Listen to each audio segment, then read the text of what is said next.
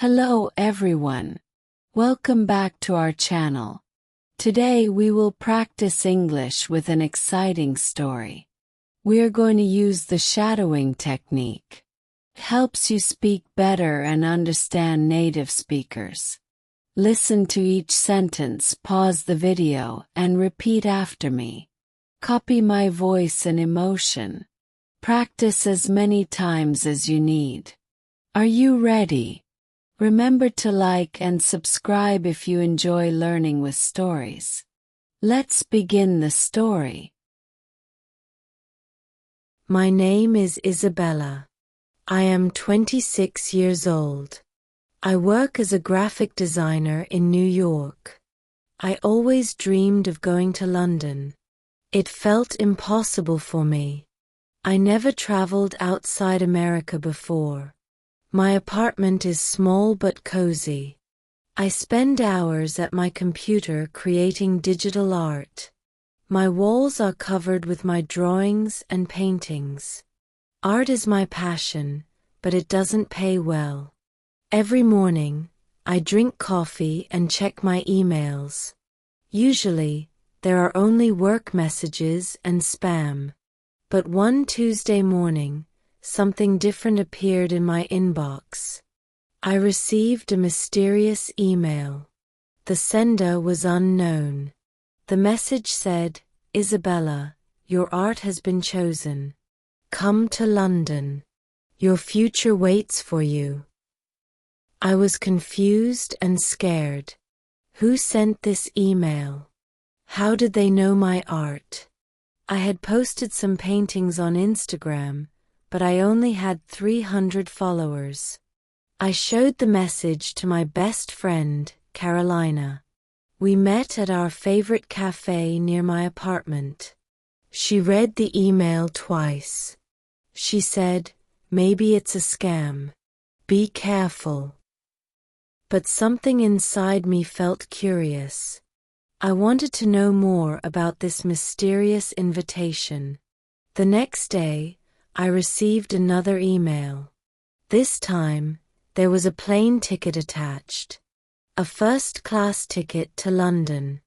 My hands were shaking as I read it. The email said, "Trust me, Isabella. Your talent is special. Come alone. Tell no one where you are going. The ticket is valid for 1 week only." I looked at the ticket carefully. It was real. The airline was British Airways. The flight was in 3 days. I had to make a decision quickly. That night, I could not sleep. I walked around my apartment thinking. I kept looking at my paintings on the walls. Who would send me a ticket? What did they want from me? I called my sister Maria. She lives in Rio de Janeiro. I told her about the mysterious emails. She was worried about my safety. "Isabella, this sounds dangerous," she said. "What if something bad happens to you in London? What if this person has bad intentions?" But my mother had different advice. When I called her, she listened to the whole story. Then she said something that surprised me. "My daughter, sometimes life gives us unexpected opportunities. Your art is beautiful. Maybe someone finally noticed your talent." I decided to take the risk. I packed my bag with warm clothes and my sketchbook. I told my boss I needed a week off for a family emergency. I felt guilty about lying. At the airport, my heart was racing. I had never been on such a long flight. I checked in and went through security. Everything felt like a dream. Was I making a mistake? The airplane was huge. My seat was in first class, near the window. The flight attendants were very kind. They offered me champagne and delicious food. The flight was very long. 11 hours to London. I watched movies and tried to sleep. My mind was full of questions. What will happen in London? Will I be safe? Will I regret this decision? I drew pictures in my sketchbook during the flight. I drew the clouds outside my window. I drew my imagination of London. Drawing always calmed my nerves. After 11 hours, the plane landed at Heathrow Airport.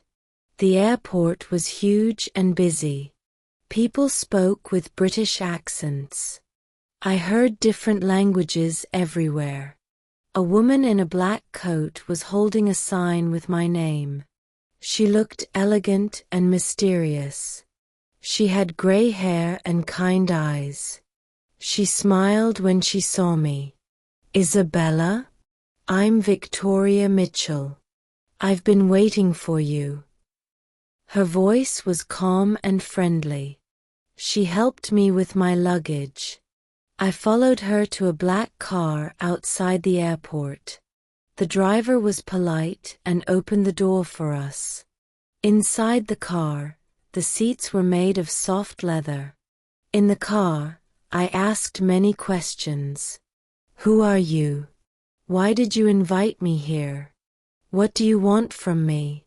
How do you know my art? Victoria smiled patiently. All your questions will be answered soon. First, let me show you something special. But I promise you are safe with me. We drove through the city. I saw Big Ben, the London Eye, and red double-decker buses. The buildings were old and beautiful. London looked exactly like the movies I had watched. The streets were busy with people walking quickly. Everyone carried umbrellas because it was raining lightly. The city felt alive and exciting. We stopped at a tall building in the city center.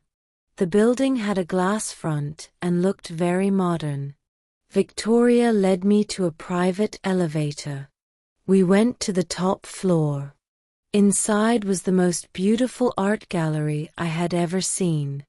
The space was huge with white walls and perfect lighting. The walls were covered with paintings and drawings. All the art was created by young women from around the world. I recognized some names from social media. Victoria said, "This is the Gallery of Dreams. I collect art from talented women who need a chance to shine in the art world." I walked around the gallery slowly. The art was incredible. Paintings from India showing colorful festivals. Sculptures from Mexico made with clay and gold. Photographs from Japan capturing city life at night. My heart felt full of inspiration. Each piece told a story. Each artist had poured their soul into their work. I felt honored to be in this space. Then Victoria showed me an empty wall near the entrance. "This space is waiting for your art, Isabella. I have been following your work online for months." I was shocked. "You know my art?" She nodded and pulled out her phone. She showed me screenshots of my Instagram posts. "Your digital paintings tell beautiful stories. The way you use colors to show emotions is remarkable. I want to share your talent with the world." She explained that she was a famous art dealer. She had galleries in London, New York, and Paris. She helped young artists become successful around the world. Many artists had started their careers in this gallery. Some were now displayed in museums. Others had sold paintings to celebrities and millionaires. "But why me?" I asked. My voice was quiet because I felt overwhelmed. Victoria smiled warmly. "Because you paint with your heart. Your art makes people feel emotions. When I saw your painting of the sunset over New York, I cried. She offered me a contract. She would display my art in the gallery for 6 months. She would help me sell my paintings to collectors around the world. I read the contract carefully. It seemed too good to be true. Victoria would take 30% of sales, which was fair for galleries. But Victoria was patient and answered all my questions.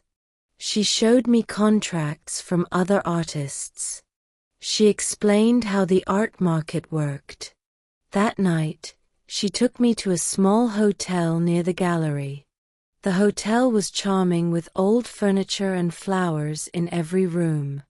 My room had a view of the Thames River. I could see boats passing by and lights reflecting on the water. I felt like I was in a fairy tale. I called my mother and told her the truth about my trip.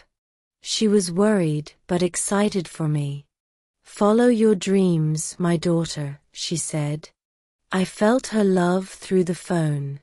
Knowing my family supported me gave me courage to continue this adventure. The next morning, Victoria picked me up for breakfast. We went to a small cafe that served the best croissants I had ever tasted. She showed me around London. We visited Tate Modern, the National Gallery, and small art shops in Notting Hill. Every corner had something beautiful to see. I took pictures of everything. The colors, the light, the people. I wanted to remember every detail for my future paintings. In the afternoon, we went to a cafe in Covent Garden. Street performers were playing music outside. Victoria told me stories about other artists she had helped. "Art is a universal language," she said. "It connects hearts across cultures and countries. Your American perspective will bring something new to London." That evening, I started working on new paintings in my hotel room. I painted the London Bridge at sunset. The sky was pink and orange, just like in New York. I painted street musicians in the rain. I painted double-decker buses and people with umbrellas. I painted my emotions about this incredible journey. Victoria came to see my progress the next day. Her eyes lit up when she saw my new work. "These are perfect for the gallery," she said excitedly. For the next week, I painted every day. Victoria introduced me to other artists in London. We met painters from Morocco, photographers from Sweden, sculptors from Chile. We shared stories and techniques. I learned about different art styles and materials. I felt like I belonged to a special community of creative women. On my last day, Victoria organized a small exhibition of my art. She invited art lovers and collectors to see my paintings. The gallery was full of elegant people. An older gentleman bought my painting of Big Ben. "This reminds me of my first day in London 50 years ago," he said with tears in his eyes. A young woman bought my painting of the Thames. "I will hang this in my apartment in New York," she said. "It will remind me that dreams come true." At the end of the evening, Victoria handed me a check. It was more money than I had ever earned for my art. I could not believe the amount written on it. "This is just the beginning, Isabella," she said. "Your art will travel the world now. I already have buyers interested in your future work." At the airport, I hugged Victoria goodbye. She gave me a small gift wrapped in silver paper. Inside was a paintbrush made of silver with my initials engraved on it. "For your future masterpieces," she said. "Remember, you are now part of something bigger than yourself." On the plane back to America, I looked through my phone at all the pictures I had taken. London had changed my life forever. When I arrived home, my family was waiting for me. I showed them the photos and told them about the gallery. My mother cried with happiness. Now, 6 months later, my art is displayed in galleries in London, New York, and Tokyo. I receive emails from art lovers around the world asking about my paintings. I still work as a graphic designer, but now I also paint professionally. I travel to art exhibitions and meet incredible people from different countries. Sometimes I wake up and think it was all a dream. But then I look at the silver paintbrush on my desk, and I remember that dreams can come true. I learned that taking risks can lead to beautiful surprises. I learned that art has no borders. I learned that believing in yourself opens doors you never imagined. If you enjoyed Isabella's inspiring story, leave a comment and tell us what you think about her artistic journey to London.